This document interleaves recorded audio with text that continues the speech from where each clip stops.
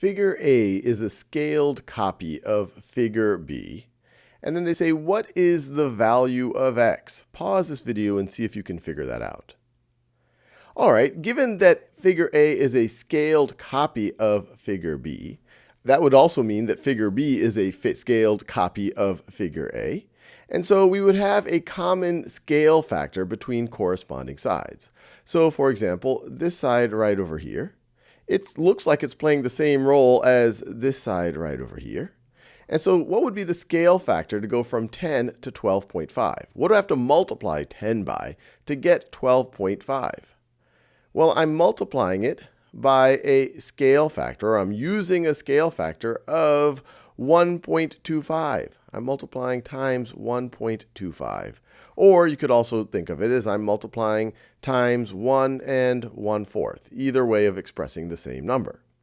Well, if I'm thinking about x, if I want to know this length right over here, corresponding to this side on figure B would be this side on figure A, which has length 16. And so I would use the same scale factor. So my scale factor here, once again, would be 1 and 1/4. So I'll multiply times 1 and 1/4. And 1/4 of 16 is 4. So it's going to be 16, and then another 4 is going to be equal to 20.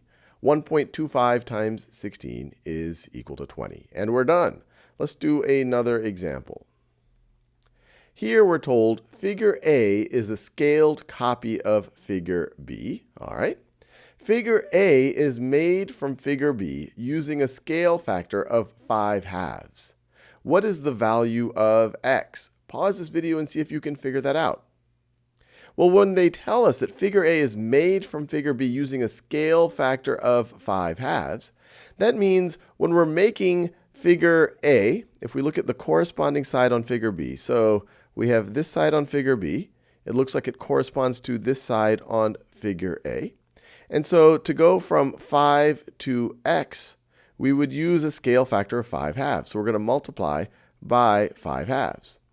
Well, what is 5 times 5/2? Let me just write it here. X is going to be equal to 5 times our scale factor, times 5/2, which is going to be equal to 25. Let me write it this way.